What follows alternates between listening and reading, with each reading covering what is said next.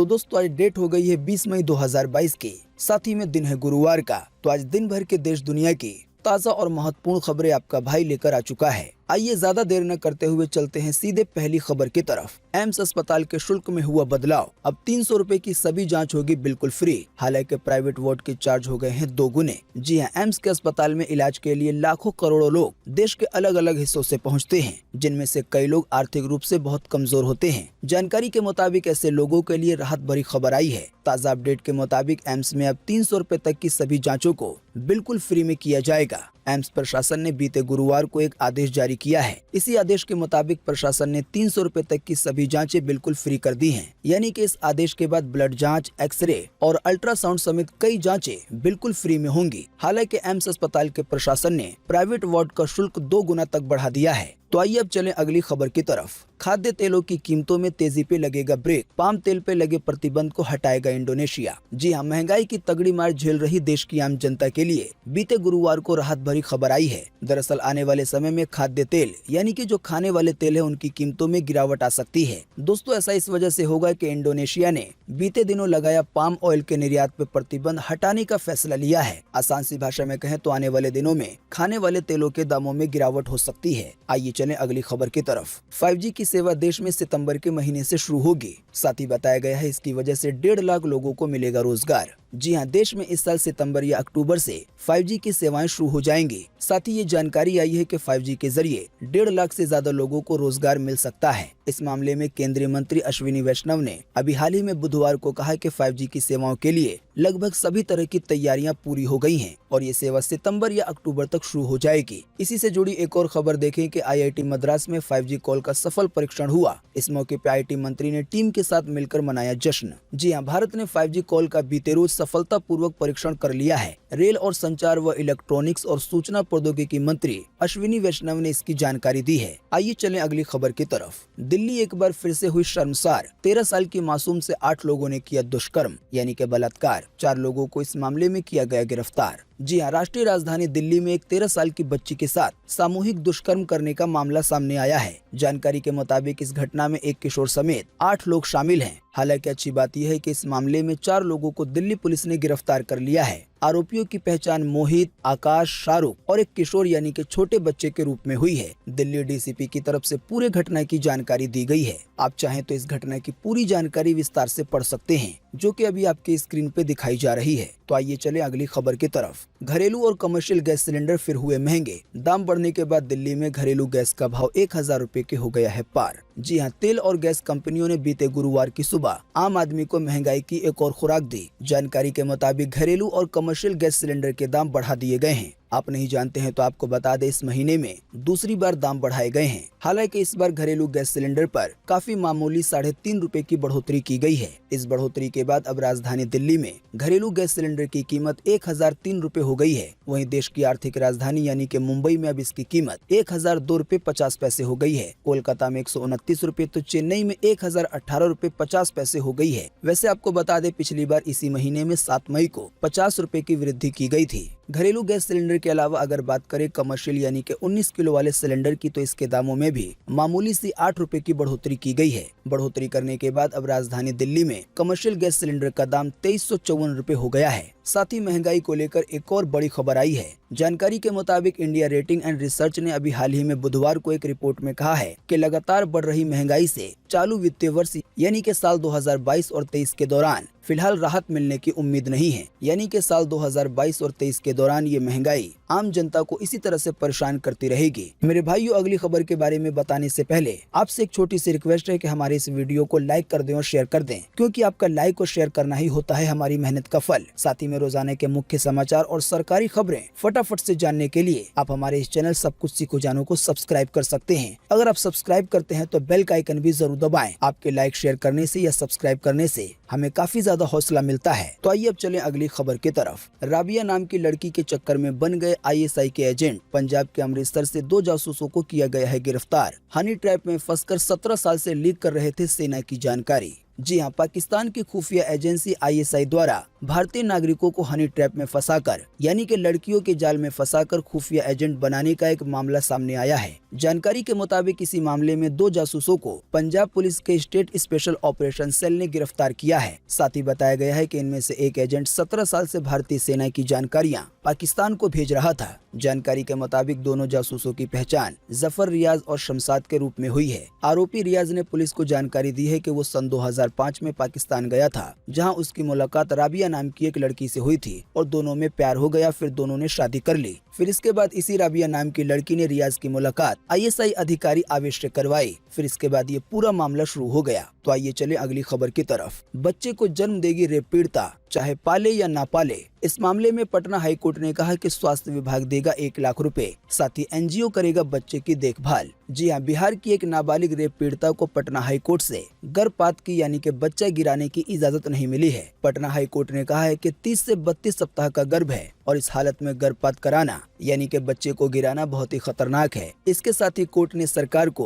पीड़िता की जिम्मेदारी उठाने के लिए कहा है। साथ ही उसके खाते में 1 लाख रुपए डालने के भी आदेश दिए गए हैं। साथ ही कोर्ट ने कहा है कि बच्चे के जन्म के बाद उसको पालने के लिए उसके ऊपर यानी कि जो नाबालिग रेप पीड़िता है उस पे कोई दबाव नहीं होगा। वो चाहे तो ऐसा कर सकती है कि बच्चे का पालन पोषण न करे। ऐसी स्थिति में NGO को उसका पालन पोषण करना होगा। साथ ही कोर्ट ने कहा कि कोई उस बच्चे को अगर गोद लेना चाहेगा तो ले सकता है। जानकारी के मुताबिक रेप के वारदात के काफी समय के बाद लड़की को गर्भवती होने का पता चला, यानी कि जब तक रेप पीड़िता को बच्चे का पता चला 30 से 32 सप्ताह गुजर चुके थे। इसी की वजह से हाईकोर्ट ने कहा कि अबॉर्शन नहीं करवा सकते। तो आइए चलें अगली खबर की तरफ। साल में 3 गैस सिलेंडर मुफ्त में देने का आदेश हो गया है जारी। 1,84,000 से ज्यादा गरीब राशन कार्ड धारकों को मिलेगा ये लाभ। जी हाँ, उत्तराखंड के 1,84,000 से ज्यादा गरीब राशन कार्ड धारकों को साल में रसोई के 3 गैस सिलेंडर बिल्कुल फ्री में दिए जाएंगे। आसान सी भाषा में कहें तो ये लोग साल में 3 बार फ्री में अपना गैस सिलेंडर भरवा सकेंगे। जानकारी के मुताबिक बीते दिनों प्रदेश मंत्रिमंडल की बैठक में फैसला होने के बाद अभी हाल ही में बीते गुरुवार को शासन ने इसका आदेश जारी कर दिया है, यानी कि ये सुविधा उत्तराखंड के लिए जारी की गई है। उत्तराखंड की सरकार के आदेश के मुताबिक फ्री में गैस सिलेंडर के लिए लाभार्थी के पास अंत्योदय राशन कार्ड होना जरूरी है। तो आइए चलें अगली खबर की तरफ। दिल्ली से सस्ती शराब के चक्कर में हो रहा है नुकसान। नोएडा गाजियाबाद वाले अब सिर्फ 1 बोतल ले जा सकते हैं। जी हाँ, दिल्ली में शराब पे कर यानी कि टैक्स की कमी के चलते दिल्ली यूपी बॉर्डर पे शराब की बिक्री काफी ज्यादा बढ़ गई है। दरअसल दिल्ली में दाम कम होने की वजह से दिल्ली की सीमा से सटे यूपी के इलाके के लोग सीमा पार करके दिल्ली से शराब की खरीदारी कर रहे हैं, जिसकी वजह से यूपी के शराब विक्रेताओं का काफी ज्यादा नुकसान हो रहा है। दिल्ली बॉर्डर के करीब उत्तर प्रदेश के शराब विक्रेताओं ने इस मामले में पुलिस से शिकायत की है, जिसके बाद पुलिस ने इस मामले में चौकसी यानी कि सिक्योरिटी बढ़ा दी है। साथ ही जानकारी के मुताबिक नोएडा और गाजियाबाद में रहने वाले लोगों को अब दिल्ली से सिर्फ 1 शराब की बोतल खरीद कर लाने की अनुमति दी गई है। इस मामले में एक्साइज विभाग की ओर से कहा गया है कि गाजियाबाद और नोएडा में रहने वाले लोग दिल्ली से सिर्फ 1 शराब की बोतल ला सकते हैं। हालांकि इसके साथ भी एक शर्त है कि बोतल की सील पैक नहीं होनी चाहिए। आइए चलें अगली खबर की तरफ। इंस्टाग्राम रील बनाते वक्त गई बच्चे की जान। सुपरमैन स्टंट कर रहा था तभी गले में दुपट्टा कस गया। 5 बहनों का था इकलौता भाई। जी हाँ, नोएडा में इंस्टाग्राम रील बनाने के चक्कर में अभी हाल ही में बीते बुधवार को 5 बहनों के इकलौते भाई की मौत हो गई है। जानकारी के मुताबिक ये पूरी घटना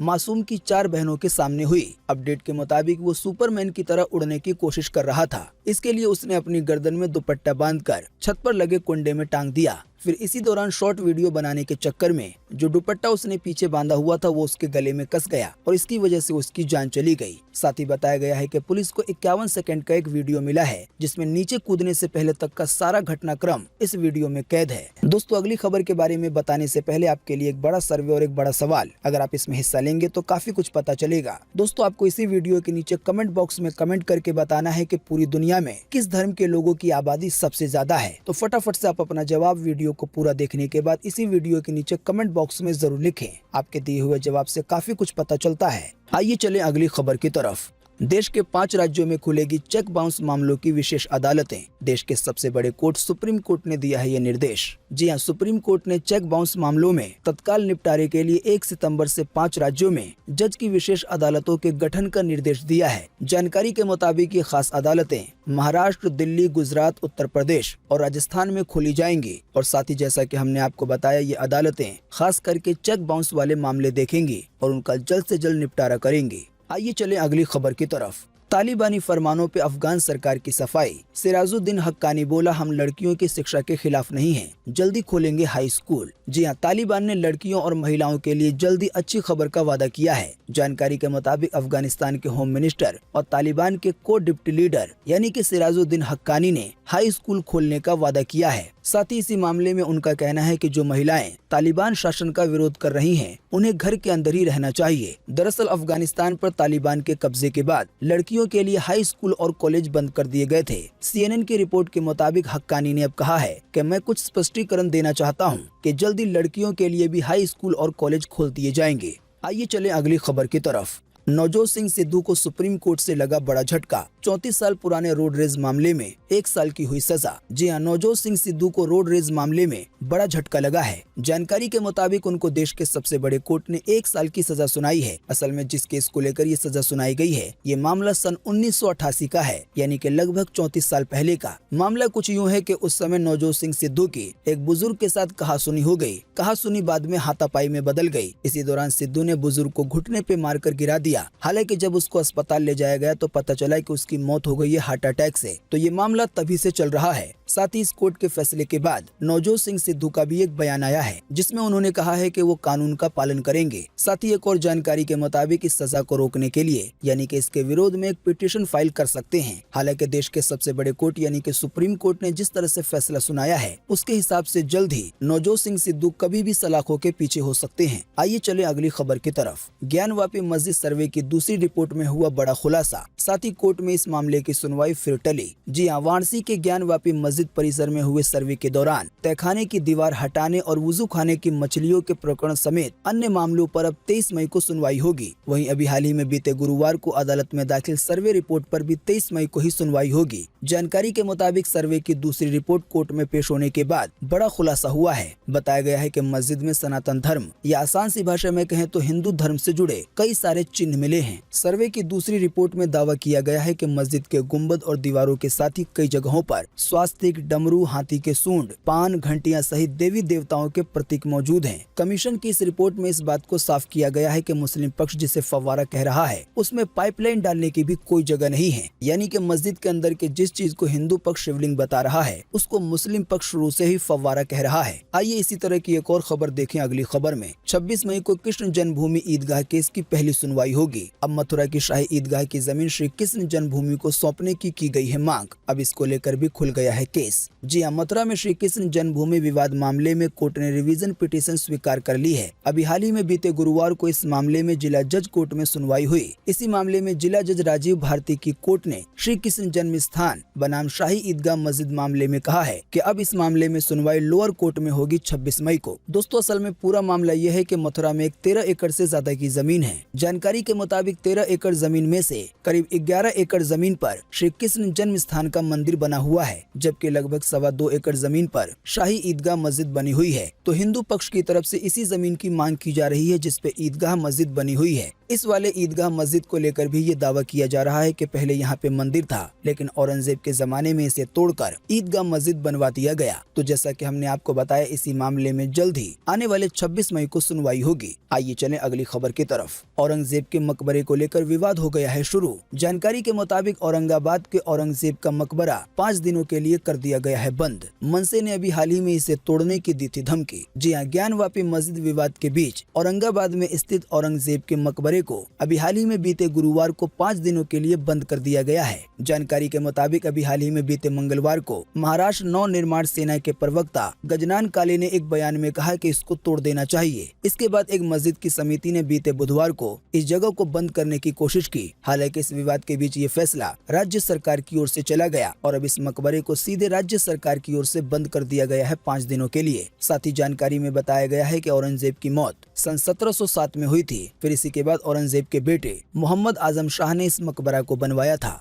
आइए चलें अगली खबर की तरफ। शिल्पा शेट्टी के पति राज कुंद्रा की मुसीबत फिर बढ़ी। मनी लॉन्ड्रिंग केस में ईडी ने दर्ज की है एफआईआर। जी हां, बॉलीवुड एक्ट्रेस शिल्पा शेट्टी और उनके बिजनेसमैन पति राज कुंद्रा की परेशानी एक बार फिर बढ़ती नजर आ रही है। जानकारी के मुताबिक प्रवर्तन निदेशालय यानी कि जो डिपार्टमेंट पैसे की छानबीन करता है, उसने राज कुंद्रा समेत अन्य के खिलाफ मनी लॉन्ड्रिंग का मामला दर्ज किया है। साथ ही अपडेट के मुताबिक जल्दी उन्हें पूछताछ के लिए समन जारी करके बुलाया जा सकता है। आपको बता दें, ये केस मुंबई पुलिस की उसी एफआईआर पर आधारित है जिसमें यह आरोप लगाया गया था कि राज कुंद्रा पोर्नोग्राफी ऐप चलाते हैं, यानी कि अडल्ट वीडियो वाला ऐप। तो एक बार फिर से राज कुंद्रा की परेशानी बढ़ सकती है। आइए चलें अगली खबर की तरफ। भारत साउथ अफ्रीका मैच में दर्शकों की होगी फुल एंट्री। बीसीसीआई ने दे दी है परमिशन। साथ ही में आईपीएल के प्लेऑफ और फाइनल में भी आएंगे 100% दर्शक। जी हां, क्रिकेट प्रेमियों के लिए अच्छी खबर है। ताज़ा जानकारी के मुताबिक बीसीसीआई ने दक्षिण अफ्रीका के खिलाफ T20 सीरीज में फैंस की 100% स्ट्रेंथ को एंट्री देने का फैसला लिया है, यानी कि स्टेडियम में 100% दर्शक बैठ सकेंगे। जानकारी के मुताबिक इतना ही नहीं, आईपीएल के प्लेऑफ और फाइनल मुकाबले में भी 100% फैंस स्टेडियम में आ सकेंगे। वैसे आप नहीं जानते तो आपको बता दें कि प्लेऑफ मुकाबले 24 मई से कोलकाता और अहमदाबाद में खेले जाएंगे। फिर इसके बाद टीम इंडिया दिल्ली के अरुण जेटली स्टेडियम में 9 जून से शुरू होने वाली 5 मैचों की T20 सीरीज में हिस्सा लेगी। आइए चलें अगली खबर की तरफ। बिहार के इन 10 जिलों से गुजरेगा गोरखपुर सिलीगुड़ी एक्सप्रेसवे। उत्तर प्रदेश और बिहार के बीच बनेगी अच्छी कनेक्टिविटी। जी हां, गोरखपुर के जगदीशपुर से शुरू होकर सिलीगुड़ी तक करीब 416 किलोमीटर की लंबाई में बनने वाला एक्सप्रेसवे बिहार के 9 जिलों से होकर गुजरेगा। इसमें गोपालगंज, पश्चिम चंपारण, पूर्वी चंपारण, शिवहर, सीतामढ़ी, मधुबनी, सुपौल, अररिया और किशनगंज शामिल है। साथ ही बताया गया है, इससे उत्तर प्रदेश, बिहार और पश्चिम बंगाल के बीच बेहतर कनेक्टिविटी हो सकेगी। जानकारी के मुताबिक इस एक्सप्रेसवे में 6 और 8 लेन होंगे। साथ ही अपडेट के मुताबिक परियोजना में दूसरे चरण के तहत बनने वाले इस सड़क का निर्माण साल 2025 तक पूरा होने की उम्मीद है। आइए चले अगली खबर की तरफ। सेक्स वर्करों को भी मिलेगा आधार कार्ड। देश के सबसे बड़े कोर्ट सुप्रीम कोर्ट ने आधार कार्ड डिपार्टमेंट को दिए हैं निर्देश। साथ ही इसी मामले में कोर्ट ने कहा है कि सेक्स वर्कर की पहचान उजागर नहीं होनी चाहिए। जी हां, सुप्रीम कोर्ट ने अभी हाल ही में बीते गुरुवार को unique identification authority of India यानी कि आधार कार्ड डिपार्टमेंट द्वारा जारी प्रो फार्मा प्रमाण पत्र के आधार पर सेक्स वर्कर्स को आधार कार्ड जारी करने का निर्देश दिया है। साथ ही सुप्रीम कोर्ट ने कहा है कि हर व्यक्ति के साथ सम्मानपूर्ण व्यवहार करना उसका मूलभूत अधिकार है। तो इसी की वजह से कोर्ट की तरफ से कहा गया है कि जब सेक्स वर्करों को आधार कार्ड बनाया जाएगा, यानी कि जो जिस्म बेचने का काम करती हैं, उनकी पहचान उजागर नहीं की जाएगी। आइए चले अगली खबर की तरफ।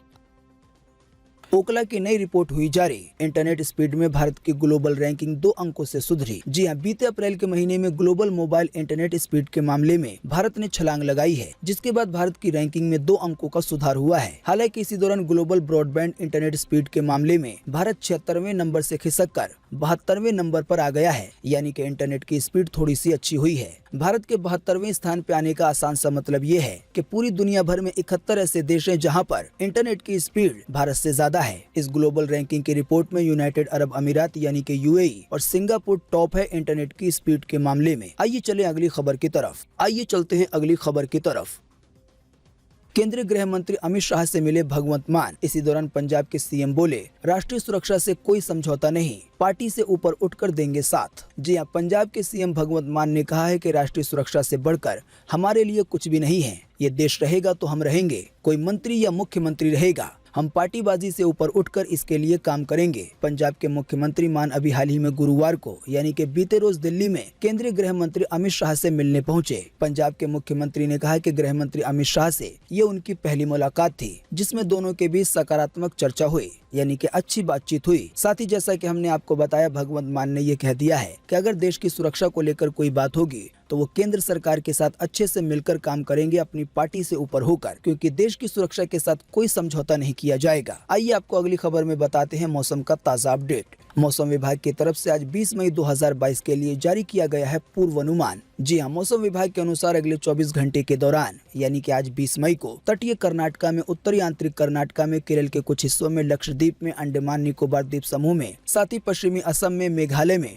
हल्की से मध्यम बारिश के साथ कुछ स्थानों पे भारी बारिश होने की संभावना है। इसके अलावा बाकी पूर्व उत्तर भारत, उप हिमालय, पश्चिम बंगाल, बिहार के पूर्वी हिस्से, साथ ही में रॉयल सीमा के कुछ हिस्सों में, तमिलनाडु में, जम्मू कश्मीर में, गिलगित बल्टिस्तान में, मुजफ्फराबाद में, लद्दाख में और हिमाचल प्रदेश के भी कुछ हिस्सों में आज हल्की से मध्यम बारिश हो सकती है। इसके अलावा उत्तराखंड में, पूर्वी झारखंड में, उड़ीसा के कुछ हिस्सों में, छत्तीसगढ़ के कुछ हिस्सों में, मराठवाड़ा में, दक्षिण कोंकण में, गोवा में, साथ ही दक्षिण मध्य महाराष्ट्र में और तटीय तमिलनाडु के भी एक दो स्थानों पर आज हल्की बारिश की संभावना है। तो ये था आज के लिए मौसम का ताजा अपडेट। तो आइए अब चलें अगली खबर की तरफ। 4 साल के अयांश ने 1 मिनट 38 सेकंड में पढ़ी Hanuman Chalisa, India book of record में नाम हुआ दर्ज। जी हाँ, राजस्थान के अजमेर जिले में रहने वाले अयांश गर्ग का नाम इंडिया बुक ऑफ रिकॉर्ड में दर्ज किया गया है। जानकारी के मुताबिक अयांश ने 1 मिनट 38 सेकंड में हनुमान चालीसा सुनाकर एक नया रिकॉर्ड बनाया है। किशनगढ़ के महावीर कॉलोनी में रहने वाले विवेक गर्ग के बेटे अयांश की उम्र 4 साल 3 माह है। तो दोस्तों, अगले अपडेट में फिर बड़ी खबर है आग लगने को लेकर, आइए देखें।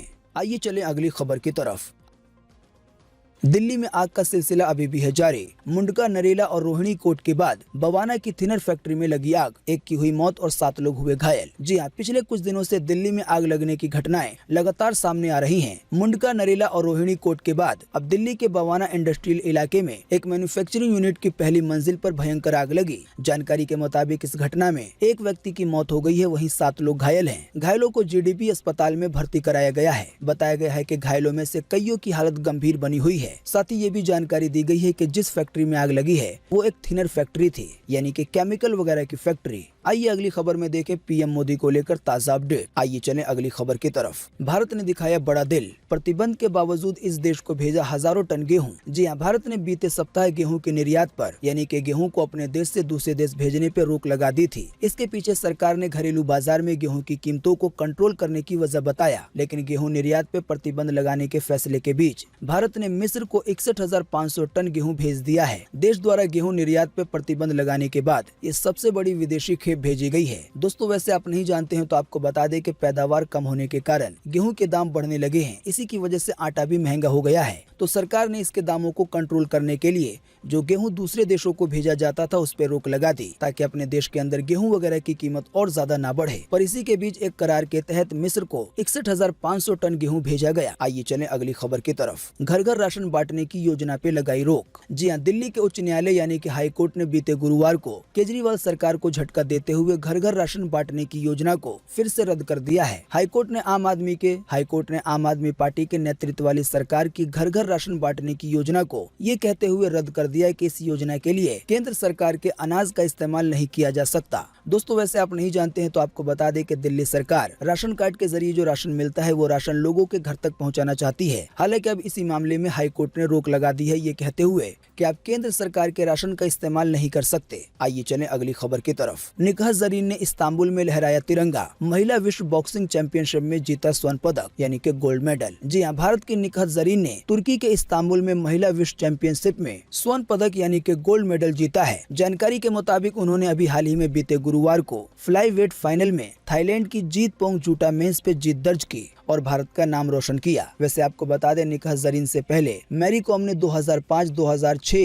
2002, 2008 और 2010 और 2018 में भारत के लिए गोल्ड मेडल जीता है। इसके अलावा सरिता देवी ने, जेनी आरएल ने और लेक केसी ने भी साल 2006 में ही भारत के लिए स्वर्ण पदक जीता। पर अब 2022 में निकाह जरीन ने देश का नाम रोशन किया है। आइए चलें अगली खबर की तरफ। तारक मेहता उल्टा चश्मा शो को लेकर आई बड़ी खबर। शैलेश लोढ़ा के शो छोड़ने पर प्रोड्यूसर असित मोदी बोले, मुझे इस बात की कोई जानकारी नहीं है। जी हां, टीवी का पॉपुलर शो तारक मेहता का उल्टा चश्मा में तारक मेहता का किरदार निभाने वाले एक्टर शैलेश लोढ़ा शो को अलविदा कहने वाले हैं। इन खबरों के बीच हाल ही में शो के प्रोड्यूसर असित मोदी ने इस मुद्दे पर बात की और कहा कि उन्हें शैलेश के शो छोड़ने के बारे में कोई जानकारी नहीं है। साथ ही उन्होंने कहा कि अगर कोई ऐसी समस्या होगी तो वो इसको सुलझाने की कोशिश करेंगे। असल में दोस्तों, अभी हाल ही में एक जानकारी आई थी जिसमें ये दावा किया गया था कि जो शैलेश लोढ़ा हैं, यानी कि तारक मेहता उल्टा चश्मा में जो तारक मेहता का किरदार निभाते हैं, वो इस शो को छोड़ने वाले हैं। हालांकि अब इस खबर को एक अफवाह जैसा बताया जा रहा है। आइए चलें अगली खबर की तरफ। युवा शिविर में बोले प्रधानमंत्री नरेंद्र मोदी, हमारा उत्थान दूसरों के कल्याण का माध्यम बने, संस्कार का अर्थ है समर्पण। जी हाँ, पीएम मोदी ने बीते रोज गुजरात के वडोदरा में श्री स्वामी नारायण मंदिर की ओर से आयोजित एक युवा शिविर को संबोधित किया। पीएम मोदी ने इसी संबोधन में कहा कि हमारे संत और हमारे हमारे शास्त्रों में हमें सिखाया गया है कि किसी भी समाज का निर्माण समाज की हर पीढ़ी में निरंतर चरित्र के निर्माण से होता है, यानी कि चाल भाव से। साथ ही पीएम मोदी ने कहा है कि उसकी सभ्यता, परंपरा और उसके आचार विचार व्यवहार एक प्रकार से हमारी सांस्कृतिक विरासत की समृद्धि से होता है। साथ ही पीएम मोदी ने कहा है कि संस्कार का मतलब ये है समर्पण, संकल्प और सामर्थ्य। इसके बाद पीएम मोदी ने कहा कि हम अपना उत्थान करें, लेकिन हमारा उत्थान दूसरों के कल्याण का भी माध्यम बने। हम सफलता के शिखरों को छुएं, लेकिन हमारी सफलता सबकी सेवा के जरिए बने। आइए चलते हैं अगली खबर की तरफ।